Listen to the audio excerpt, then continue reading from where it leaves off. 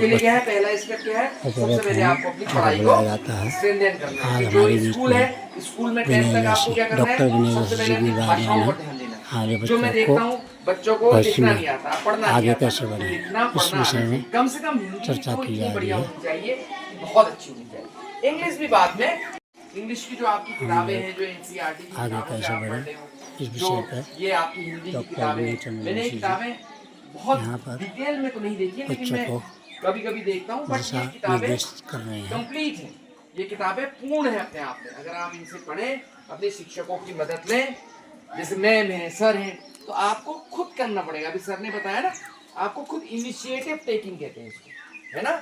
Initiative taking को क्या कहते हैं, पहल करना। क्या कहते हैं, पहल करना। तो अगर आप भाषा पर पकड़ रखते हैं, सबसे पहले बेसिक जो चीजें हैं, अभी आप छोटे बच्चे हो, तो टारगेट आप बाद में फिक्स करोगे। I will give the answers, इसके भी मैं आंसर्स दूंगा, बट सबसे पहले आपका बेस क्लियर होना चाहिए। तो सबसे पहले क्या होनी चाहिए, आपकी हिंदी बहुत अच्छी होनी चाहिए, इंग्लिश बहुत अच्छी होनी चाहिए। उससे आपकी एक्सप्रेशन पावर भी बढ़ेगी। एक्सप्रेशन मतलब एक्सप्रेस करने की, है ना, अपने आप को बताने की, है ना, अपने आप को एक्सप्रेस करना, ठीक है, तो वो पावर भी आपकी बढ़ेगी। ऐसे ही इंग्लिश समझ में नहीं आ रही है, तो इंग्लिश को भी लिखिए। जितना आप लिखेंगे, जितना आप पढ़ेंगे, वैसे वैसे क्या होगी, आपको फायदा मिलेगा, ठीक है।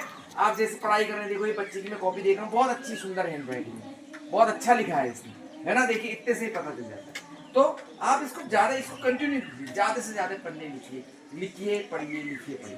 पेपर्स में भी आपका ये है ना, तो आपको क्या, you have to concentrate on 3 things. आपको तीन चीजों पर कंसंट्रेट करना है। फर्स्ट, लैंग्वेज, हिंदी और English. Second, writing the language. Second क्या है, राइटिंग करनी है, जो आप देवनागरी लिपि में लिखते हो हिंदी में, है ना, और इंग्लिश में जो आपको लिखना है उसको लिखना है, ठीक है। थर्ड, मैथमेटिक्स में ध्यान देना है। तो बहुत आसान है, और इसके लिए ऐसा नहीं है कि कोई हरक्यूलियस टास्क करना है, मतलब हरक्यूलियस मतलब कोई बहुत बड़ा हनुमान जी की तरह पहाड़ उठाना है, ऐसा नहीं करना है।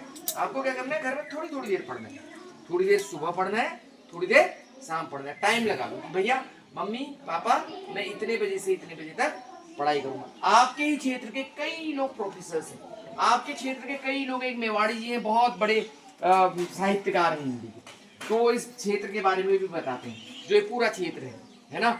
तो आपको सबसे पहले क्या होना चाहिए, इस क्षेत्र के बारे में भी पता होना चाहिए, है ना। आपको अपने फ्लोरा फौना के बारे में पता होना चाहिए, पेड़ पौधों के बारे में पता होना चाहिए। आपको पता होना चाहिए कि वो बांज का पेड़ है, वो भेकुए का पेड़ है, वो चूरे का पेड़ है। आपको पता होना चाहिए कि चूरे से कैसे घी बनता था, चूरे से कैसे घी बन रहा है ना, या अल्टीमेटली यहाँ जो कितने हर्ब्स हैं यहाँ, है ना, आंवला है, बहेड़ा है, कई प्रकार के यहाँ औषधि पौधे भी हैं, इनके बारे में भी देखो। तो जो आसपास का नेचर है उसको ऑब्जर्व। ये चौथी चीज। बैंक मैनेजर बनने के जैसा लिए कि आपको समय पर यहाँ पर टेस्ट पास करना पड़ता है। सीधे हमारे बैंक विद्वान मैनेजर आते हैं। पहले प्रोविजनरी इसी बीच में हमारे बीच में क्या बनते हैं, डॉक्टर कंबाइंड एंट्रेंस एग्जामिनेशन विनय होता है, उसमें भी जोशी जी यहाँ पर विराजमान है डिग्री कॉलेज के। तो वो आप कब करोगे, जब आप आज यहाँ ग्रेजुएशन पर कर लोगे। क्या कर लोगी, वह ग्रेजुएशन कर लोगी। एक अंग्रेजी में कहावत है, only first step is difficult. केवल पहला कदम ही कठिन होता है। ओनली बच्चे ध्यानपूर्वक सुन रहे हैं। तो आप पहला कदम बच्चे बढ़ाइए। अभी जीवन क्या में है, आगे कैसे पहला बढ़े कदम। इस सपोज विषय दैट पर अभी आप वार्ता डिसाइड की जा करेंगे रही है। कि मुझे बैंक मैनेजर और बनना है, बीच में तो कोई पूरी भी जो कायनात है, जो व्यक्ति पूरी आता है उनको हम बीच में बुलाते शक्तियां रहते हैं, हैं।